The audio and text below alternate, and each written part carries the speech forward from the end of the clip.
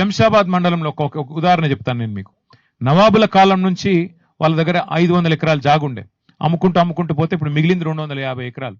వాళ్ళు వచ్చారు మొన్న నా దగ్గరికి, వచ్చి చూపెట్టారు, సార్ ఇది మా దగ్గర, మాకు స్వాతంత్రం వచ్చినట్టు నుంచి నిజాం కాలం నుంచి మా దగ్గర ఉంది, మొన్న నిషేధితుల జాబితాలో పెట్టినారు, మాకు రెవెన్యూ మంత్రి గారి ఆఫీస్ నుంచి ఫోన్ వచ్చింది, ఏందయ్యా అంటే రెవెన్యూ మంత్రి గారు బెదిరిస్తున్నారు సార్, ఎకరానికి 2 కోట్ల రూపాయలు డబ్బులన్నా ఇవ్వాలంట, 250 ఎకరాలకి అంటే 500 కోట్లు ఇవ్వాలంట, లేదంటే జాగానన్నా రాసియాలన్నట సార్, ఒక 100 ఎకరాలు జాగా రాసియాలన్నట.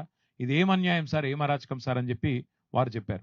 మరి నేను చెప్తాను, ప్రెస్లో మాట్లాడతానంటే దయచేసి మా పేరు బయట పెట్టకండి సార్, పేరు బయట పెడితే చంపేస్తారు, వీళ్ళు చాలా దుర్మార్గులు సార్, చంపేస్తారు, మేము కాపాడుకుంటాం సార్, కోర్టుకు పోతాం, కాపాడుకుంటాం, కానీ మీ గవర్నమెంట్ వచ్చినాకన్నా మాకు హెల్ప్ చేయండి అని చెప్పిపోయారు. అందుకే వేరే బాధితులకు కూడా మేము పిలుపునిస్తున్నాం.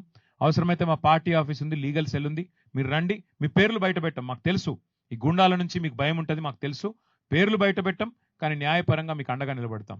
ఎవరైనా పేరు బయట పెట్టండి మాకేం కాదు అంటే తప్పకుండా వారికి అండగా నిలబెడతాం. అట్లాగే 1 కోటి ఎకరాలు నిషేధిత జాబితాలో పెట్టి వీళ్ళు చేస్తున్న అరాచకాల్ని మాత్రం వదిలిపెట్టం. తప్పకుండా మా పార్టీ శాసనసభాపక్షం మొత్తం ఎంబడ ఉంటుంది. దాంతోపాటు వీళ్ళు అక్రమ మైనింగ్ ఏదైతే చేశారో ఆ అక్రమ మైనింగ్ లో చట్టం ప్రకారం 1 ఇయర్ కఠిన కారాగార శిక్ష వేయాలి. ఈ మంత్రి గారు వెంటనే రాజీనామా చేయాల్సిందే. ఖచ్చితంగా ఈ ప్రభుత్వం సిబిసిఐడి అని చెప్పి మంత్రిని కాపాడే ప్రయత్నం చేస్తున్నది. నేను మా నాయకుడు కౌశిక్ రెడ్డి గారిని, మా సోదరుడు ఏం అనలేదు, నిజానికి ఆయన కేవలం అడిగింది ఒకటి, ఏ పార్టీ నీది అని అడిగిండు మాట్లాడుతుంటే. ఆయనను కూడా నిన్న దాడి చేసే ప్రయత్నం చేస్తా ఉన్నారు. తప్పకుండా నేను మళ్ళీ ఒకసారి చెప్తా ఉన్నా, మా ఎన్ని రకాల మీరు డైవర్షన్ టాక్టిక్లు ప్లే చేసినా మిమ్మల్ని వదిలిపెట్టాం. ఖచ్చితంగా సభ నిన్న ఏదైతే తప్పుదోవ పట్టించే విధంగా, రాష్ట్ర ప్రజల్ని తప్పుదోవ పట్టించే విధంగా మీరేదైతే వ్యవహారం చేశారో మంత్రి రాజీనామా చేయాల్సిందే. అట్లయితేనే సిబిసిఐడి నిష్పక్షపాతంగా పనిచేయగలుగుతుంది, లేకపోతే చేయలేదు. సభా సంఘం వేయండి, మీరు తప్పు చేయకపోతే భయపడకండి.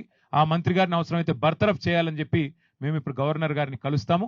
భూ కుంభకోణాలు బయట పెడతాము, మైనింగ్ కుంభకోణాలు కూడా బయట పెడతాం.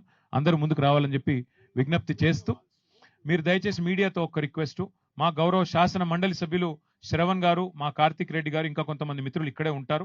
కూలిన కంపౌండ్ వాల్, వీళ్ళు కూలగొట్టిన కంపౌండ్ వాల్, కూలింది కాదు, గూండాలు వచ్చి కూలగొట్టిన కంపౌండ్ వాళ్ళు, కట్ చేసిన ఎలక్ట్రిసిటీ కనెక్షన్, గోశాల ఏదైతే కూలగొట్టారో అవన్నీ మిత్రులు చూపెడతారు. కెమెరాల్లో దయచేసి అవన్నీ మీరు చూపెట్టండి అని చెప్పి కూడా కోరుతూ, మమ్మల్ని గవర్నర్ గారి దగ్గరికి వెళ్ళేందుకు అనుమతి ఇవ్వాలని కోరుతూ, मैं सतीश शाह जी का और पल्लवी शाह जी का फिर एक बार मैं हार्दिक धन्यवाद मैं देता हूँ. बहुत बहुत